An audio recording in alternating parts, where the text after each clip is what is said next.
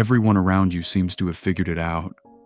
The career, the relationship, the sense of purpose that just clicks into place. And you are standing here, at whatever age you are right now, with a list of things that have not happened yet, a timeline that looks nothing like you expected it to, and a quiet voice in the back of your mind that says, "You are behind." I want to tell you something before we go any further. That voice is not telling you the truth. What it is telling you is a story, constructed from comparison, from expectation, from a very specific cultural pressure that has nothing to do with how growth actually works. And today, we are going to look at what the psychology and the scripture actually say about people who take longer to arrive, because the evidence is not what you think. There is a concept in developmental psychology called the non-linear life course. Researchers who study adult development have documented something that contradicts almost everything our culture assumes about the right timeline for a life. Growth, genuine psychological growth, does not follow a schedule. It does not peak in your 20s and plateau after that. It does not arrive on time just because everyone around you seems to be further along. In fact, the research consistently shows that some of the most significant psychological development, the kind that produces real self-knowledge, genuine emotional regulation, and deep relational capacity, happens precisely in the people who are forced to take longer, not despite the longer path, because of it. The psychologist Dan McAdams spent decades studying how people make meaning from their own life stories. What he found was striking.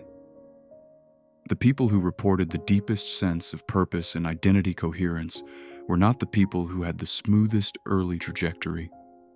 They were the people who had undergone what he called narrative identity revision, a process of fundamentally rethinking the story they had been telling about themselves, usually after a period of significant disruption, loss, or unexpected detour. The smooth path produces efficiency. The disrupted path, when a person stays with it and does not simply survive it, but actually integrates it, produces depth. Here is why this matters for anyone who has ever felt like they are running late. The cultural timeline, the one that says you should have it together by your late 20s, that you should know your calling by your early 30s, that anything that comes after that is catching up rather than simply arriving, is not a psychological truth. It is a social construction, one that was built primarily around a very narrow set of life circumstances and has been absorbed into the culture as if it were biology. It is not biology, it is pressure. And pressure, internalized deeply enough, does not accelerate growth, it distorts it. The people who bloom later, and they are everywhere even if nobody talks about them, tend to share certain characteristics. They are often people who carried more than the average weight in their early years, whose families required more of them emotionally, whose early experiences demanded a kind of constant adaptation that left less room for the self-discovery that comes more easily in a sheltered environment. They are people who were attuned to the needs of others before they learned to attend to their own, who spent years building competence in areas that were necessary rather than chosen.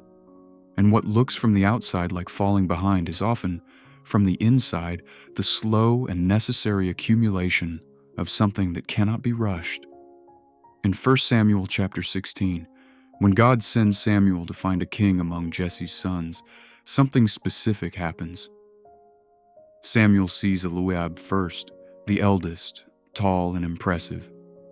And God says to him, "Do not consider his appearance or his height. The Lord does not look at the things people look at. People look at the outward appearance, but the Lord looks at the heart." David, the one God has chosen, is not even in the room when the evaluation begins. He has been left in the field, tending sheep, while his brothers were presented. The one who was overlooked, the one who was not on anyone's timeline, the one for whom no one thought to send, is the one the narrative was always building toward. Not despite being last, because of what the time in the field had made of him, So, what does it actually look like from the inside to be someone who is taking longer than expected? Because it rarely feels like quiet patience, it usually feels like something is wrong. It feels like watching people from your same starting point arrive somewhere you have not arrived yet and wondering what they know that you do not. It feels like explaining your life in a way that sounds like a series of detours rather than a direction. It feels like a low-grade shame that activates at reunions, at holidays, at the specific kind of small talk where people ask what you have been up to. And underneath all of that is not the absence of capability. It is the presence of a very specific fear. The fear that the waiting means the thing is not coming, that the delay is the verdict, that being later than expected means being too late altogether. Here is what the psychology of post-traumatic growth actually shows, and the findings are consistent across decades of research. People who undergo significant struggle and integrate it, meaning they do not simply get over it, but actually make meaning from it, report measurable increases in 3 areas. Relationships that are deeper and more genuine, a stronger and clearer sense of personal strength, and a greater appreciation for life that is not possible to manufacture without having lost something. None of those capacities develop in the easy years. They develop in the years that required something from you that you did not think you had. They are not in spite of the late arrival. They are the reason for it.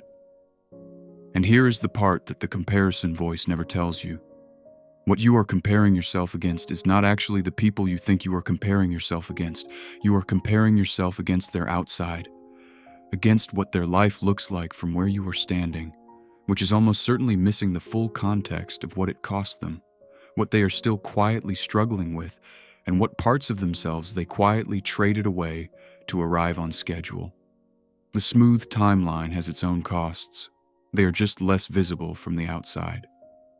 In Luke chapter 13, Jesus tells a parable about a fig tree that has not yet produced fruit. The owner wants to cut it down. The gardener asks for 1 more year. Give it time. Let me dig around it and fertilize it. If it bears fruit next year, fine. If not, then cut it down. The gardener is not dismissing the reality that the tree has not yet produced.